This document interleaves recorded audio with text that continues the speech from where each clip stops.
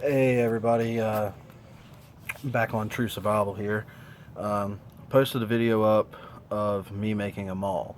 Well, I've kind of continued on that a little bit further on my front porch. And this is where I've got to right now. As you guys can see in the last video, I had this part was just, you know, everything was still good. I was stripping the bark off and getting everything ready. Now we're down to this. A nice good area. I might have done overkill with this and made a little wide, but I was thinking just keep it that way. So basically now we're starting to look how the video of the mall before, you can see where it was. Now we're at this point. Now it's basically just shaving it down a little bit more, and for that I'm using the Mora 511. Now in the last video that I posted, it was the Mora Companion, and that's a great knife too. I do love this knife for like smaller woodworking and stuff. And I came across something else that I kind of wanted to test out in woodworking, and it says on there it's made for wood, but I want to try this out. I don't know exactly how it's going to do, but I'm going to test it out and see how it goes. So let's go ahead and try just maybe a couple strokes on it. Oh, cuts in there. It's a little weird to getting used to. Because it's like a hawk bill to me, but let's see if I can. So it shaves it off pretty nice. Cut's kind of weird to get used to. It's very, very sharp. I've already cut myself once today. A little scrape. So there's that, but hopefully we'll have this thing ready to go here soon. I don't know if I'm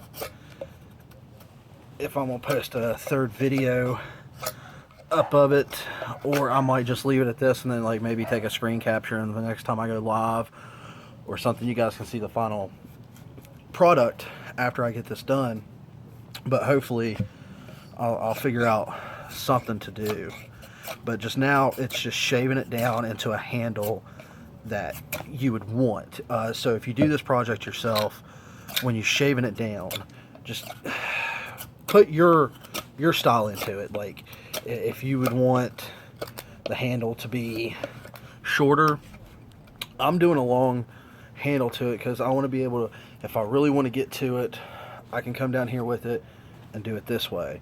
I might shorten it, I'm not sure. There is a notch here just to kind of give me an idea of how much wood I was going to take off of it. I haven't done much shaving, so but there's that. And always keep your shavings. Keep them in a little bag, put them in your pack and stuff once they dry out. If you're working with green, wet wood and everything,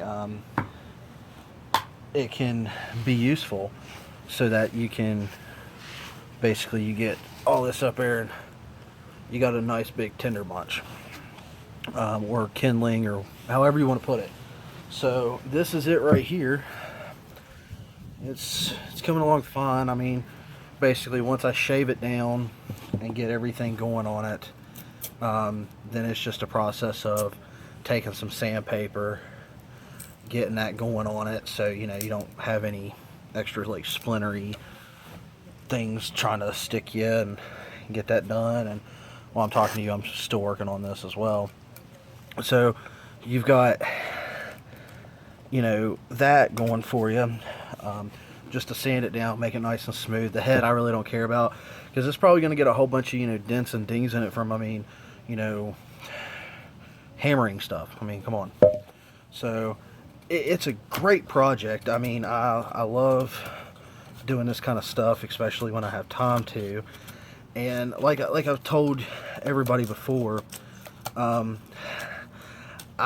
didn't actually cheat. What I did was I just basically found an old piece of wood that I had just laying around, which was this. And you can see all the markings from where I just took an old knife that I really didn't care about, and I pummeled the wood off of this maul, and hopefully, you know, it held up good. Actually, the knife I did it with was this. It held up very well. I kind of love this knife. It's good for that kind of stuff. Now, I do have some chisels that I might break out and try to fancy this thing up just a little bit. Not 100% sure on that. Hopefully I can get something going, but not 100% sure. But, you know, but back to the original statement of me cheating. I said that I might cheat and use power tools. Well, I didn't. I just basically pummeled down the wood with a knife, got a little bit slimmer, and now I'm just basically shaping it up, getting all these edges off. I'm trying to do it squared. Like, I know it's a little off square, but just trying to get it flat up here, flat here, and flat on the bottom. And I want to do it, you know, like that way all the way down. If I can do it that way, that allows me to take sandpaper and shape it up a little bit better. I just got to get this carvings and all these trimmings and stuff like that. I just got to cut it down to where the wood is where I want it. Now, I might pummel a little bit more, trying to square it up a little bit more evenly, and then I can just do it that way. But if you want to do the project yourself, I'd say a knife, some sandpaper. If you have a hatchet, that's good for like wood crafting and bushcrafting stuff, you know, that you can actually use your hatchet that way. I say use it. There are videos up of people, and I can't really mention them because, you know, I don't have permission to mention them in my thing. But I've seen people take hatchets and basically get off there.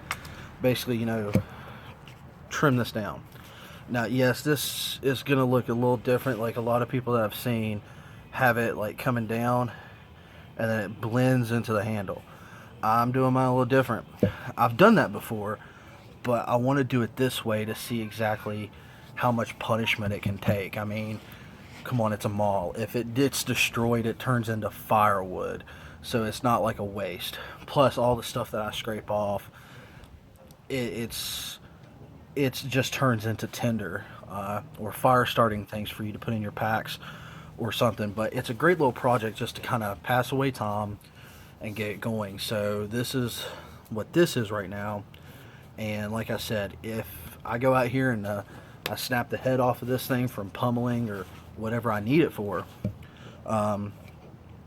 then if it breaks, it turns into firewood or setting around a campfire and whittling this piece into something useful. Who knows? You know, some toggles, you know, some wooden toggles to hold your pants on and stuff like that. You know, buttons. I mean, you can make buttons out of, you know, wood. So you've got that. There's a lot of things you can do if this thing breaks on you. So the time that you spend on it, you know, it's like, oh man, I spent hours on this thing. You're not really going to spend hours on it. It's very, very easy. You might spend maybe an hour if like you sit down and get going that time that day and you start going at it and getting it all done. You can get it done within like maybe an hour and a half tops. I have to take breaks with mine because of my son.